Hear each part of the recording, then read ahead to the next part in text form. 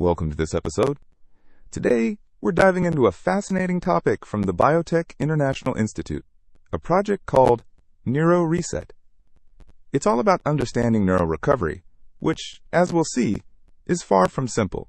Yeah, it's really interesting because neural recovery isn't like flipping a switch. It's a complex process involving biology, psychology, and even the environment around us. So it's not just about the brain cells themselves, but also how our thoughts, emotions, and surroundings play a role. Exactly. And that's where NeuroReset comes in. It's a new research-driven framework, not a miracle cure or a clinical therapy, but a molecular scaffold designed to help scientists map the pathways involved in brain recovery.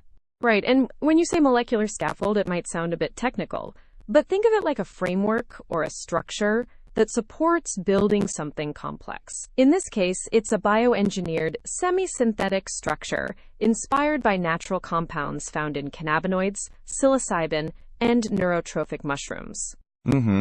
So it's designed to interact with multiple brain pathways at once, rather than focusing on just one target, like many traditional brain science approaches do. That's a key point. Often, brain research looks at one instrument in the orchestra, so to speak, like just the dopamine system or one type of receptor. But real neural recovery is more like the whole orchestra playing together, with many instruments needing to be in harmony. I like that analogy. The brain is an orchestra, and when it's injured or stressed, it's not just one instrument out of tune. Multiple parts are affected. So NeuroReset aims to help researchers study how these different instruments or pathways work together during recovery. And those pathways include neurotransmitter signaling. That's the brain chemicals like dopamine, glutamate, and serotonin that neurons use to communicate. Then there's neuroplasticity, which is the brain's ability to adapt and rewire itself.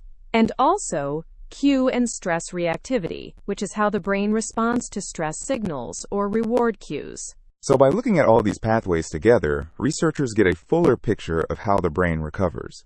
It's a multi-pathway approach that reflects the real-world complexity of brain function. Yeah, and that's important because focusing on just one pathway might miss how these systems interact. Recovery isn't a one-dimensional process. Now, the innovation behind NeuroReset is pretty involved. It's not just about designing the molecule. The team has to carefully synthesize it. That means building the molecule, then purify it to make sure it's consistent and pure. And they also confirm its structure, which is like double-checking the blueprint to make sure everything is as intended. Then they map how NeuroReset interacts with different brain receptors. Think of receptors as locks and NeuroReset as a key designed to fit multiple locks. That's a great way to put it. And before anything can be considered for clinical use, they run preclinical experiments, studies done in lab models, not humans, to understand how it works. This stepwise process is crucial for responsible science. It's about building solid evidence before making any claims. Speaking of claims, it's really important to highlight that NeuroReset is not a drug or therapy. No claims are being made about safety, efficacy, or clinical benefits at this stage. That's a big part of responsible innovation, starting with a hypothesis, then developing methods, collecting data, and critically evaluating results before thinking about real-world applications. It protects the science and builds trust.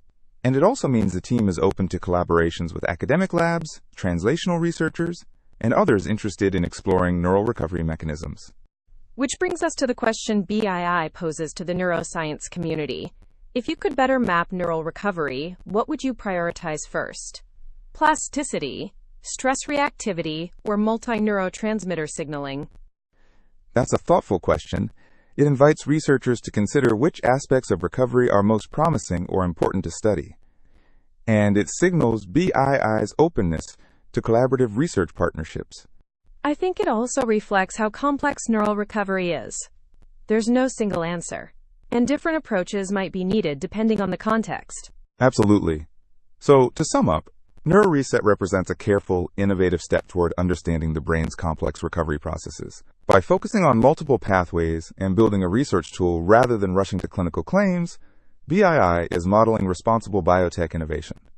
And that approach could eventually lead to better research tools, new insights into brain recovery, and, down the line, more effective therapies. It's a reminder that great science often starts with careful questions and collaboration, not quick fixes. Yeah, and for listeners curious about how science progresses, NeuroReset is a perfect example of step-by-step research, building frameworks to explore complex biology responsibly. Well, that wraps up our deep dive into NeuroReset. Thanks for joining us. Thanks, everyone. Take care.